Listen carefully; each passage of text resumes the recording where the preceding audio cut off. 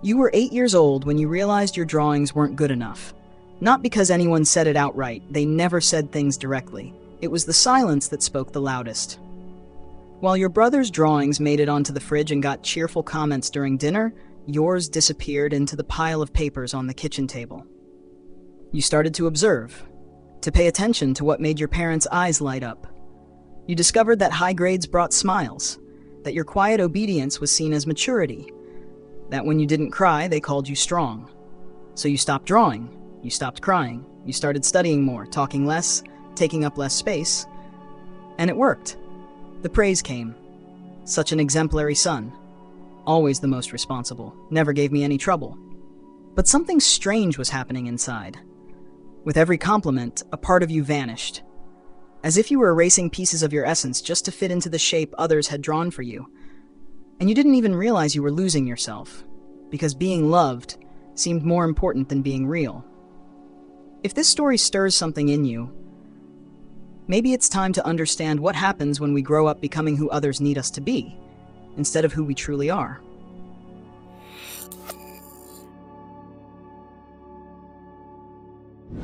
A wounded identity doesn't form through shouting or dramatic confrontations.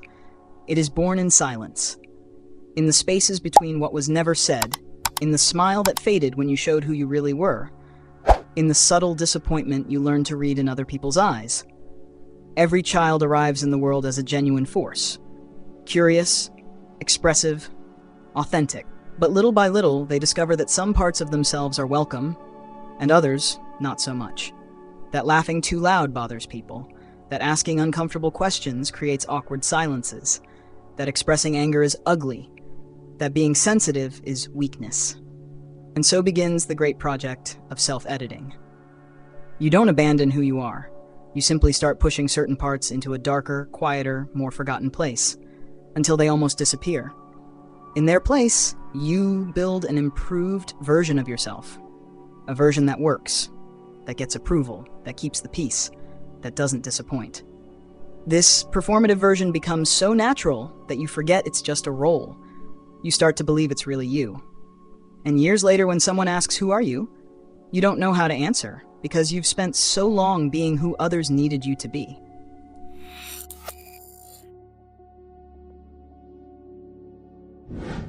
Living according to other people's expectations comes at a price we don't always notice at first. You become an expert at reading the emotional atmosphere of every room.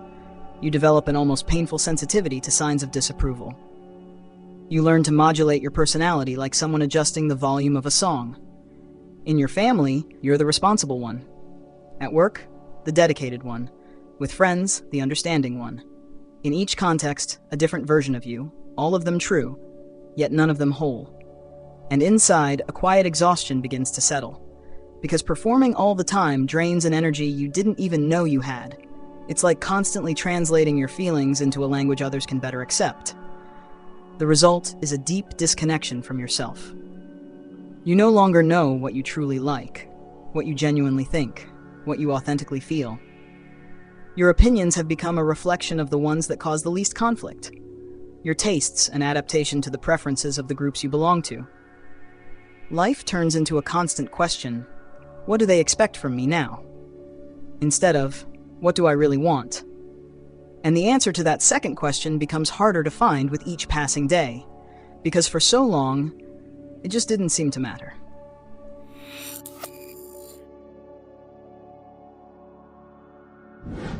There's a specific kind of loneliness that comes from being loved by the wrong person.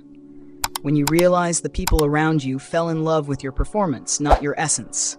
That the praise you receive is directed at the character you created, not the person you truly are. It's a devastating discovery. You manage to be accepted, but at the cost of never being truly known. And then comes that haunted question that visits you at 3 a.m. If I stop trying to be what they expect, would anyone still be here? The answer you fear most is silence. This loneliness isn't about the absence of people. It's the presence of people who can't actually see you. It's being surrounded, yet hidden. Applauded for your performance while your soul screams in abandonment. And the most painful part, you become an accomplice to your own invisibility.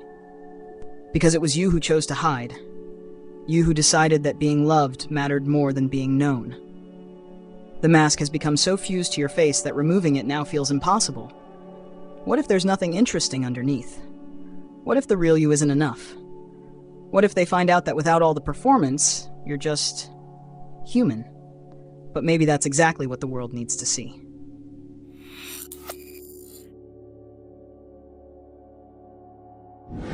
The moment you realize you've lost yourself doesn't arrive with fanfare. It comes as an uncomfortable whisper in the middle of an ordinary conversation. It comes when someone asks for your opinion and you realize you don't have one. It comes when you're alone and don't know what to do with the silence. It comes when you look in the mirror and don't recognize the person staring back. This awakening is painful because it reveals a truth you chose to ignore. You betrayed yourself. You chose the safety of approval over the courage of authenticity. You traded your emotional freedom for the comfort of not disappointing anyone. And now here you are, functional on the outside, empty on the inside, successful in the role, lost in your essence. But there's something deeply brave about this moment of recognition, because admitting you are lost is the first step toward being found. Accepting that you built a false identity is the beginning of rebuilding the real one. The pain of not being who they expected you to be can be the beginning of the joy of discovering who you truly are. Not for them, for you. And this discovery doesn't ask for permission. It doesn't seek approval. It doesn't negotiate with others' expectations. It simply happens the moment you decide it's time to stop betraying yourself.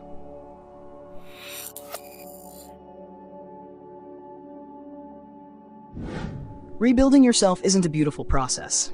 It's not a cinematic transformation with an inspiring soundtrack. It's messy, slow, filled with setbacks and moments of doubt. It's learning to say no when your entire internal programming is screaming yes. It's expressing an unpopular opinion and enduring the discomfort of disapproval. It's choosing what you truly want, even when it disappoints the people you love. It's rediscovering tastes you had forgotten, reconnecting with dreams you had abandoned, giving voice to parts of yourself that stayed silent for so long they now feel unfamiliar. At first, you feel like an imposter in your own life, because this new version of you, the real one, still feels less familiar than the old, performative self.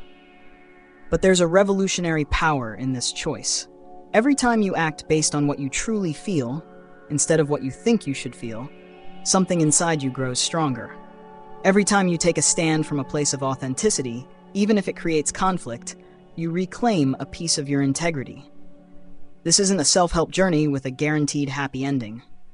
It's a journey of self-discovery with guaranteed courage.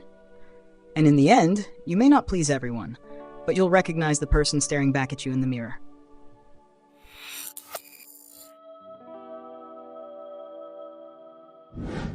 The real question isn't whether others will accept you as you truly are. The question is, can you accept yourself as you truly are? Because other people's approval can feel good, but it will never be enough to fill the emptiness that comes when you abandon yourself. So today, I invite you, do one small but genuine thing. Express an opinion that comes from within. Choose something you truly want, not what you think you should want. Say no when your soul is asking you to say no.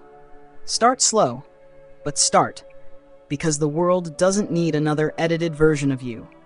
The world needs the real one, and that version is already here, waiting for you to have the courage to introduce it. If this video touched something real inside you, leave a comment and share your experience.